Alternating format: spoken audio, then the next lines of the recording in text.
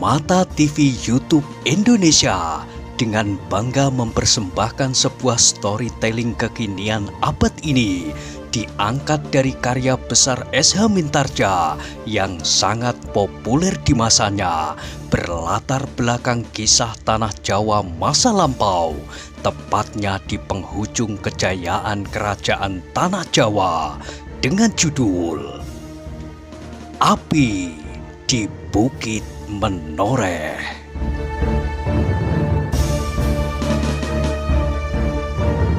Pada kesempatan yang sangat baik ini, kita masuk pada episode yang ke-111. Selamat menikmati.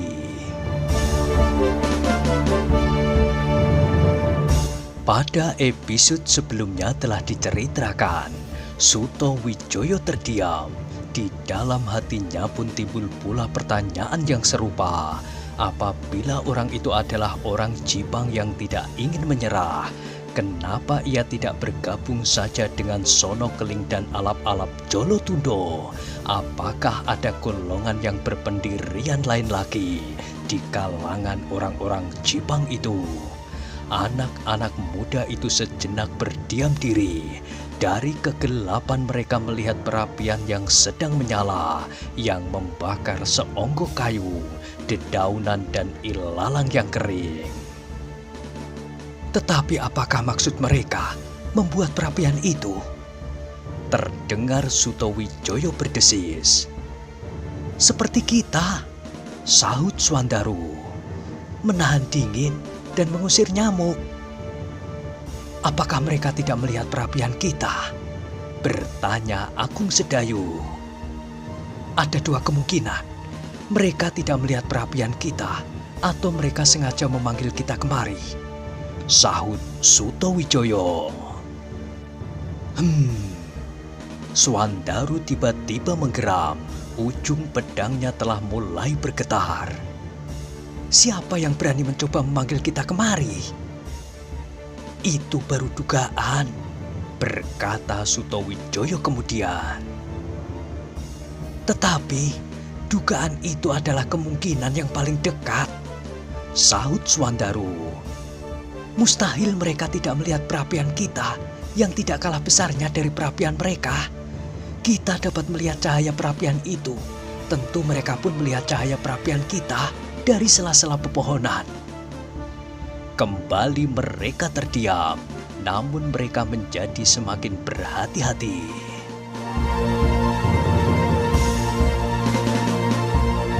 Kita berpencar. Tiba-tiba terdengar suara Suto Wijoyo. Tetapi jangan terlampau jauh. Kita harus mencapai satu sama lain dalam beberapa loncatan. Kita belum tahu siapakah yang berada di hadapan kita. Mungkin juga Kitambak Wedi sengaja menjebak kita. Sesaat kita tunggu, apakah yang akan terjadi? Kedua kawan-kawannya mengangguk-anggukkan kepalanya. Segera mereka pun memisahkan diri, namun tidak begitu jauh. Masing-masing bersembunyi di dalam bayangan pepohonan yang gelap. Dengan berdebar-debar mereka menunggu, tetapi tak seorang pun yang berada di dekat perapian itu. Mula-mula mereka menyangka bahwa orang-orang di dalam perkemahan itu atau sisa-sisanya sedang masuk ke dalam salah satu daripada kemah-kemah itu atau pergi untuk sesuatu keperluan. Tetapi setelah agak lama mereka menunggu, maka tidak seorang pun juga yang datang pula. Debar di dalam dada ketika anak-anak muda itu menjadi semakin cepat. Hampir-hampir mereka menjadi kehilangan kesabaran, menunggu di dalam tempat yang gelap, dikerumuni oleh nyamuk-nyamuk liar yang jumlahnya tidak terhitung lagi. Leher, tangan dan kaki-kaki mereka menjadi gatal-gatal karena gigitan nyamuk-nyamuk itu. Swandaru menjadi gelisah karenanya. Ia mengumpat di dalam hatinya, bahkan terasa bahwa seseorang atau beberapa orang dengan sengaja mempermainkan mereka.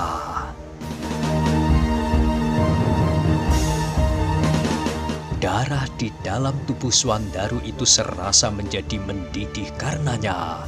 Beberapa kali terdengar ia menggeram, bahkan ujung pedangnya kemudian dihentak-hentakkannya pada sebatang pohon di sampingnya. Namun akhirnya ia tidak dapat menahan diri lagi. Dengan hati-hati ia merayap kembali mendekati Suto Wijoyo.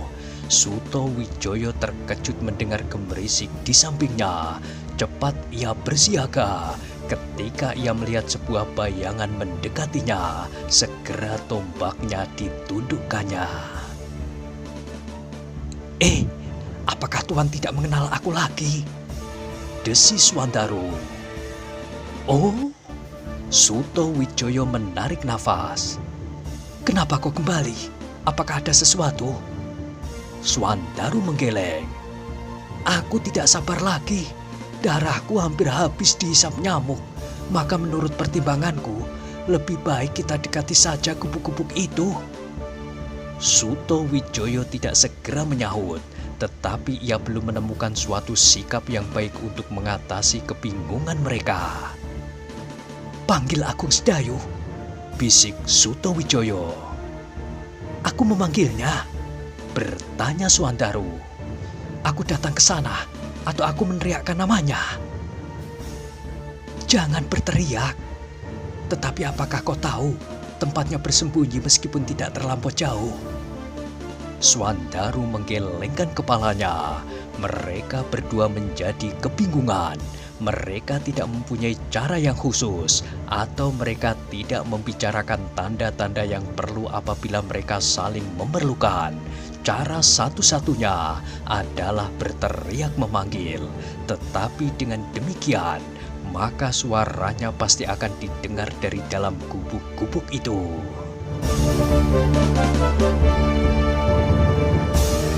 Dalam kebingungan Swandaru berkata, aku akan berteriak saja.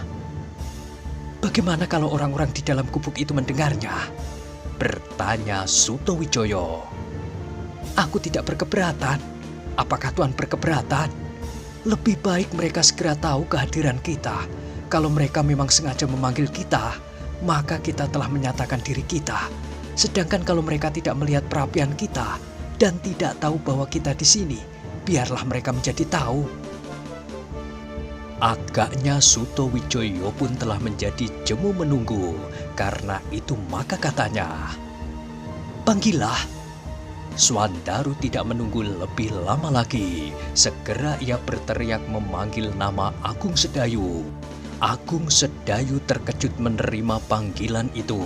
Ia menyangka bahwa terjadi sesuatu dengan saudara seperguruannya, sehingga dengan serta-merta ia meloncat berlari ke arah suara Swandaru. Tetapi ia menjadi heran ketika mereka melihat Swandaru dan Suto Wijoyo masih saja berdiri bersandar sebatang pohon yang besar. Kenapa kau berteriak-teriak, Adi Swandaru? Bertanya Sedayu. Aku telah jemu menunggu, jawab Swandaru. Kini mereka bertiga telah berkumpul kembali, tetapi mereka masih belum tahu apa yang akan mereka lakukan. Mereka sengaja berbicara keras-keras, tetapi mereka belum melihat seorang pun yang keluar dari dalam perkemahan di halaman itu.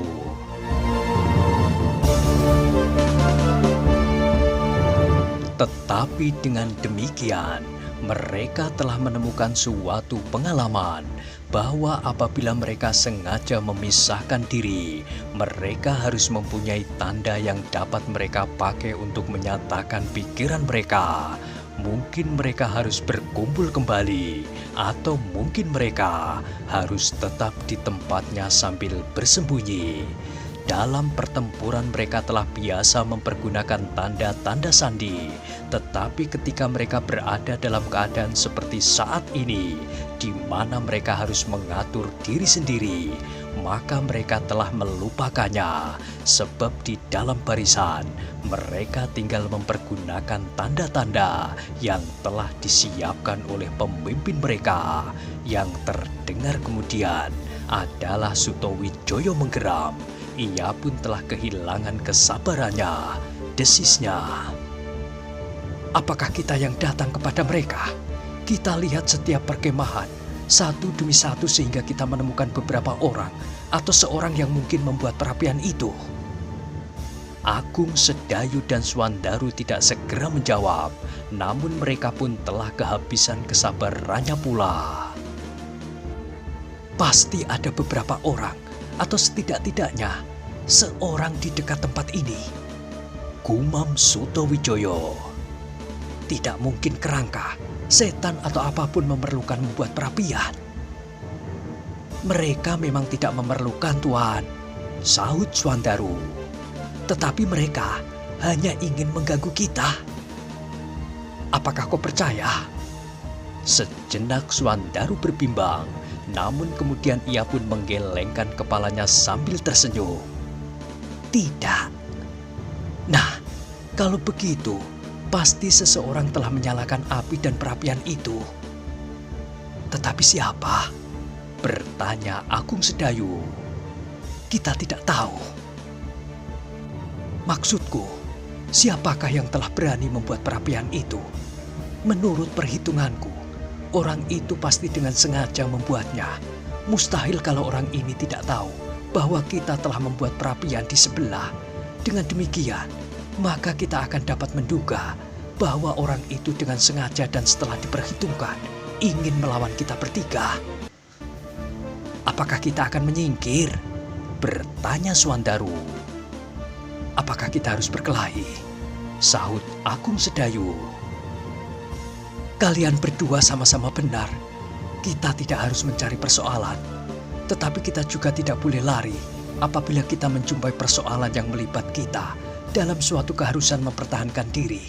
Kali ini, kita pun harus mempertahankan diri kita dari tekanan perasaan ini. Kita tidak mau menjadi permainan. Sutowijoyo berhenti sejenak, dicobanya menembus kepekatan malam di sekitarnya. Tetapi nyala api yang membentur pepohonan tidak mampu mencapai jarak yang terlampau jauh. Di ujung cahaya api perapian itu, Sutowijoyo melihat bayangan nyala api dari perapian yang telah mereka buat bertiga. Tiba-tiba Sutowijoyo itu berkata, "Aku mempunyai pendapat. Kita masuki perkemahan itu. Kalau kita bertemu dengan seseorang, maka orang itu kita tanya, apakah ia ingin berbuat jahat kepada kita atau tidak. Kalau menilik sikap, perbuatan dan kata-katanya ia orang baik, maka kita tidak perlu berkelahi. Tetapi kalau orang itu sengaja mempermainkan kita, apalagi berbuat jahat, maka ia harus kita tangkap. Besok orang itu kita bawa ke Sangkal Putung." "Kita tidak jadi ke Alas Mentawai?" bertanya Swandaru. "Kalau kita mendapatkan tawanan, kita harus kembali dahulu ke Bendah," sahut Sutowijoyo. "Akan membuang waktu. Kita ikat saja orang itu di sini. Besok kalau kita kembali, kita bawa ia ke Sangkal Putung." Sutowijoyo mengerutkan keningnya. Tiba-tiba ia tertawa. Katanya, "Hehehe, berapa hari kita akan berada di perjalanan? Orang itu pasti akan sudah mati kelaparan dan kehausan. Bukankah dengan demikian kita telah menyiksanya?" Swandaru terdiam, tetapi ia tidak senang apabila mereka harus kembali. Namun kemudian ia tertawa ketika Sutowijoyo berkata, "Bagaimana kalau kita yang ditangkap diikat di sini untuk beberapa hari? Kita belum tahu siapa yang kita hadapi. Kita belum tahu apakah kita yang akan mengikat atau kita yang akan diikat."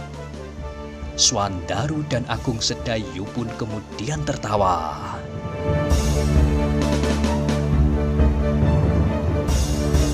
Namun dalam pada itu Agung Sedayu berkata, "Aku sependapat dengan Tuan. Kita melihat setiap perkemahan. Kalau kita temui seseorang, maka kita mempertimbangkan siapakah orang itu." "Baik," sahut Swandaru. "Aku pun sependapat. Kita harus bersedia menghadapi setiap kemungkinan. Mengikat orang itu, membawanya ke Sangkal Putung, atau kitalah yang akan diikat di sini untuk menjadi mangsa binatang buas." "Baik," Kita terima kemungkinan-kemungkinan itu. Marilah, berkata Swandaru sambil melangkahkan kakinya. Ia telah benar-benar dibakar oleh kejengkelan dan ketidaksabaran.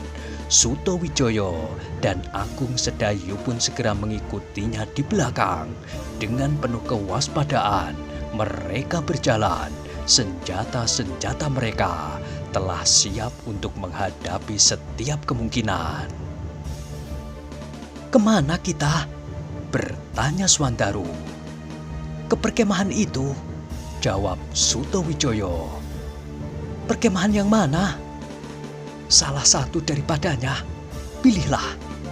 Swandaru segera memilih gubuk yang paling ujung. Pintu gubuk itu menganga lebar, namun di dalamnya seolah-olah dilapisi sehelai tirai yang hitam pekat. "Tunggu," berkata Agung Sedayu. "Kita harus berhati-hati. Marilah kita bawa obor." Langkah Swandaru tertegun. Pendapat Agung Sedayu memang baik. Bukan berarti mereka ketakutan, namun mereka memang harus berhati-hati. Agung Sedayu pun segera berlari ke samping gubuk itu. Diraihnya atap ilalang segenggam, dan kemudian ia pun pergi ke perapian yang menyala-nyala itu untuk menyalakan obornya.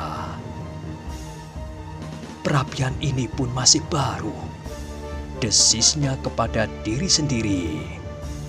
"Orang yang membuat perapian pasti masih ada di sekitar tempat ini." Kemudian dengan obor di tangan, ia kembali kepada kedua orang kawannya dan berjalan bersama-sama ke gubuk yang paling ujung. Dengan sangat hati-hati mereka mendekati pintu, setapak demi setapak. Namun gubuk itu agaknya terlampau sepi, tak ada suara apapun. "Kosong," desis Swandaru. "Marilah kita lihat ke dalam," berkata Suto Wijoyo.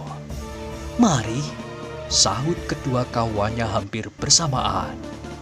"Tetapi hati-hatilah, siapa tahu seseorang menanti kita dengan pedang terhunus atau ujung tombak di sisi pintu."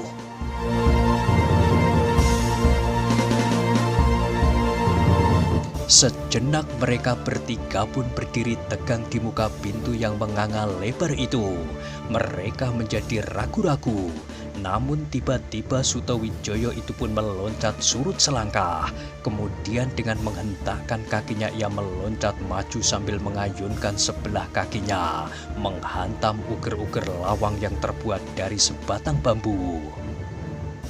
Maka terdengarlah suara berderak. Uger-uger itu pun menjadi berantakan. Bahkan dinding di sisi pintu itu pun roboh pula ke dalam. Suto Wijoyo dan kedua kawan-kawannya menarik nafas panjang ketika dinding bambu gubuk itu telah menganga. Kini mereka dapat melihat leluasa ke dalamnya. Tak ada apapun di dalam gubuk itu selain sebuah amben bambu yang agak lebar, seonggok jerami kering dan sebuah jagrak bambu pula. Di sudut mereka melihat sebuah sosok kendi dan sebuah telundak lampu. "Kosong," desis Suto Wijoyo. Agung Sedayu dan Swandaru hampir bersamaan. "Apakah gubuk-gubuk yang lain kosong juga?" gumam Swandaru. "Aku kira semua gubuk kosong kecuali satu, tempat orang yang menyalakan perapian itu bersembunyi. Mungkin di dalam gubuk itu bersembunyi lebih dari satu orang, mungkin hanya satu orang. Tetapi orang itu bernama Kitambak Wedi." Mereka bertiga tertawa, namun nadanya terlampau hambar. "Mari kita lihat satu demi satu," ajak Suto Wijoyo. "Kalau kita ragu-ragu memasukinya, kita rusakkan pintunya seperti gubuk ini." "Marilah," jawab kedua kawannya serentak.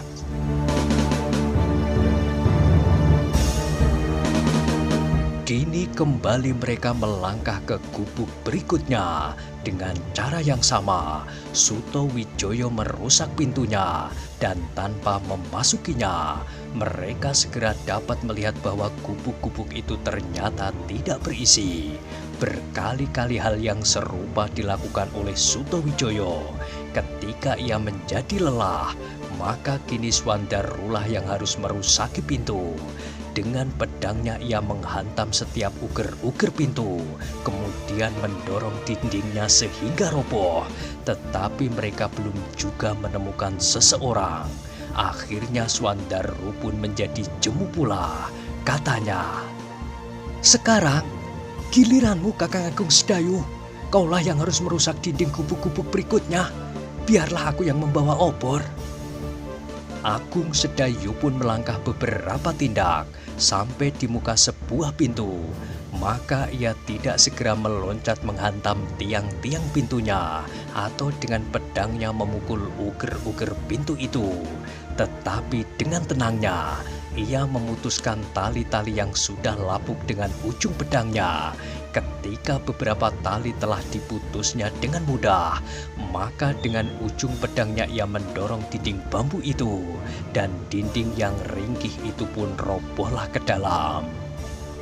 Sutowijoyo tertawa terbahak-bahak melihat cara Agung Sedayu itu.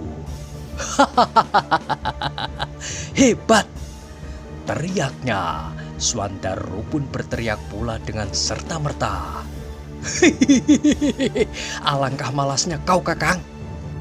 Aku dapat mencapai hasil yang sama seperti yang kalian lakukan, tetapi aku tidak perlu membuang tenaga seperti kalian. Bukankah yang aku kerjakan tidak lebih jelek dari yang kalian lakukan? Waktunya pun tidak jauh lebih lama." "Aku tidak telaten," gumam Swandaru. "Itu adalah pertanda bahwa kau memikirkan apa yang akan kau lakukan dengan baik. Itu adalah kebiasaan yang bagus sekali. Membuang tenaga sekecil-kecilnya untuk mencapai hasil yang sebanyak-banyaknya." Kembali mereka bertiga tertawa. "Ayo, kita teruskan kerja kita. Masih ada beberapa gubuk lagi," ajak Swandaru. Mereka bertiga pun segera melangkahkan kaki-kaki mereka. Dengan seganya, kecemuan dan kejengkelan telah melanda dada mereka seperti angin ribut. Namun mereka belum menemukan seseorang. Berkali-kali mereka memandangi perapian itu, dan perapian itu pun masih juga menyala. Beberapa potong kayu telah menjadi bara, namun onggokan kayu itu masih cukup banyak, sehingga apinya pun masih juga menjilat ke udara. Namun semakin lama lidah api itu pun menjadi semakin susut pula. Akhirnya ketiga anak-anak muda itu pun menyelesaikan pekerjaannya. Seluruh gubuk-gubuk yang ada telah dimasukinya.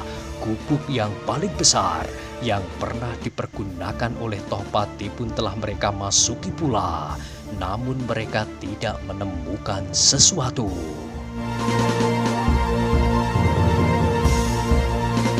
"Gila!" Swandaru mengumpat-umpat tak habis-habisnya. "Siapakah yang bermain gila-gilaan ini? Kenapa ia bersembunyi?" "Jangan mengumpat-umpat," cegah Sutowijoyo. "Kalau orang yang menyalakan api itu melihat kau mengumpat-umpat, ia akan menjadi bergembira sekali." Swandaru terdiam, namun hanya mulutnya. Hatinya masih saja mengumpat-umpat tak henti-hentinya. Ia merasa sedang dipermainkan oleh seseorang. "Kita cari orang itu sampai ketemu. Kita bongkar hutan ini untuk mencarinya," teriak Swandaru itu tiba-tiba untuk melepaskan kejengkelannya.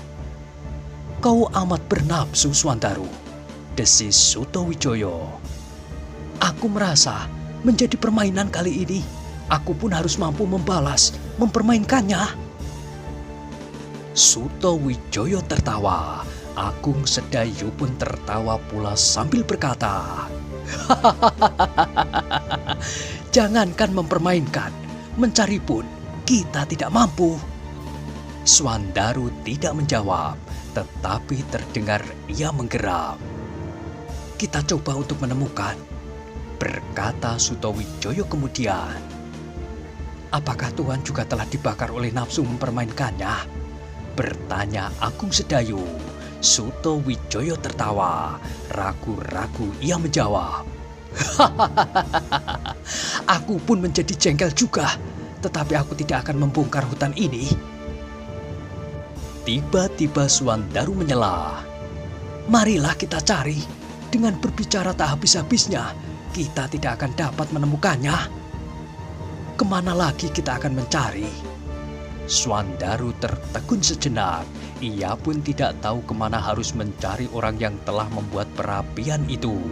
Gubuk-gubuk sudah seluruhnya dilihatnya.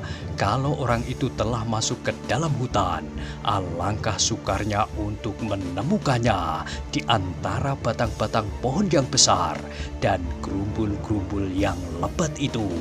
Suandaru yang sedang dibakar oleh perasaan jengkel dan marah itu kemudian bertolak pinggang sambil berteriak keras-keras, "Hei, siapa yang bersembunyi itu? Siapa? Pengecut, penakut atau orang yang licik yang akan menyerang dari tempat yang tersembunyi atau menunggu kami menjadi lengah? Hei, siapa? Siapa? Siapa di situ?"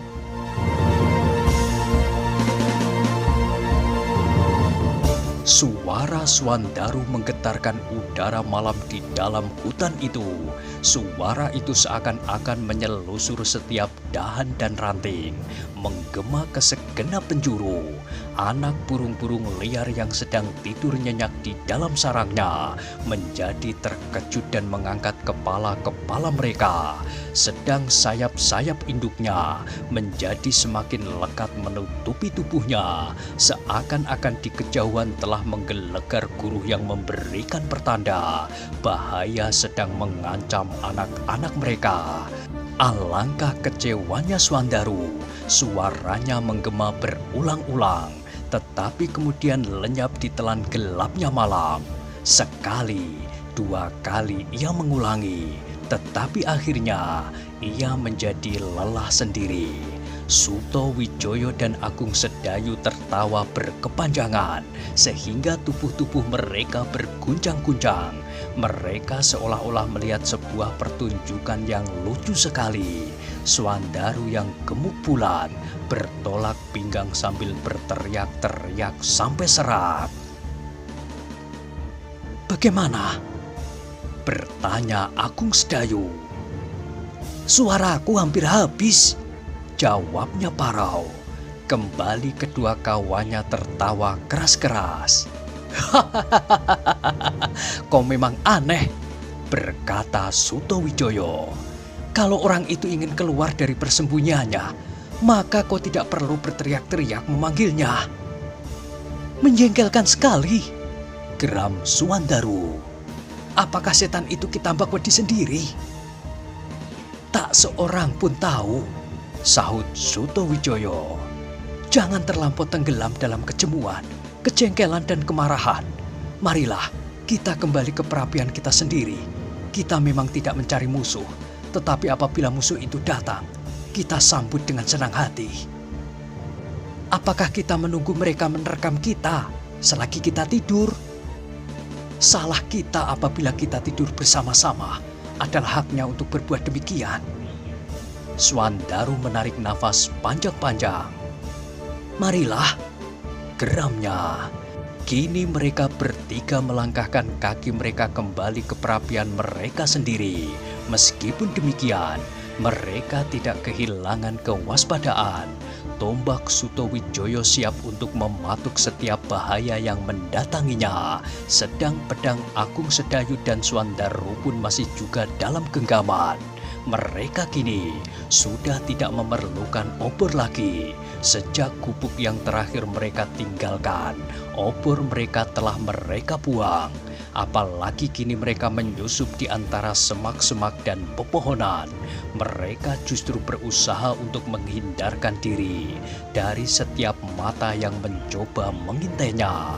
Mereka bertiga menemukan perapian yang mereka tinggalkan masih menyala. Meskipun lidah apinya tidak lagi menggapai dedaunan di atas perapian itu, namun api itu masih cukup terang untuk menerangi keadaan di sekelilingnya. Namun tiba-tiba kembali Suto Wijoyo dan kedua kawannya terkejut. Ia melihat sesuatu yang tidak ada pada saat mereka meninggalkan tempat itu. Di samping perapian itu mereka ketemukan sebuah lincak bambu kecil.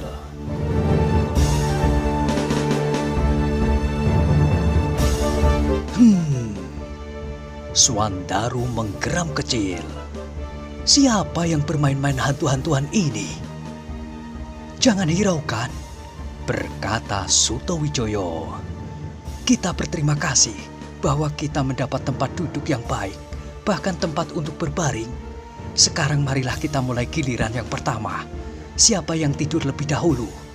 Lincak ini hanya cukup untuk seorang, dan yang lain harus duduk sambil berjaga-jaga. Kau Swandaru yang ingin tidur lebih dahulu. Baik, sahut Swandaru dengan serta-merta. Biarlah kepalaku tidak pecah karena permainan ini. Tidurlah, sahut Suto Wijoyo. Biarlah aku dan Agung Sedayu berjaga-jaga. Nanti kau akan kami bangunkan dan salah seorang dari kami akan tidur pula sejenak. Swandaru tidak menjawab. Setelah menyarungkan pedangnya dan melepas busur yang menyilang di punggungnya, ia segera berbaring. Angin malam berhembus semakin dingin, seolah-olah menghunjam sampai ke tulang. Tetapi api perapian yang masih juga menyala itu, meskipun semakin susut, telah menolong ketiga anak-anak muda itu. Namun apabila mereka berdiri dan berjalan agak menjauh, terasalah betapa dinginnya udara malam. Suara burung hantu melengking-lengking di kejauhan, disaut oleh gonggong anjing-anjing liar berebut makan. Suto Wijoyo dan Agung Sedayu yang masih duduk di amben bambu itu terkejut ketika sejenak kemudian mereka telah mendengar Swandaru mendengkur. Bukan main, desis Suto Wijoyo. Anak itu sudah tidur. Agung Sedayu tersenyum. Itulah mungkin sebabnya Adi Swandaru dapat menjadi gemuk bulat seperti itu. Suto Wijoyo tersenyum pula, tetapi ia tidak menjawab. Mereka berdua merasa bahwa ada seseorang berada di sekeliling tempat itu, tetapi mereka tidak dapat menemukannya. Karena itu maka mereka berdua sama sekali tidak melepaskan kewaspadaan. Setiap gerak yang mencurigakan, setiap suara gemerisik dan setiap apa saja selalu mendapat perhatian mereka dengan seksama.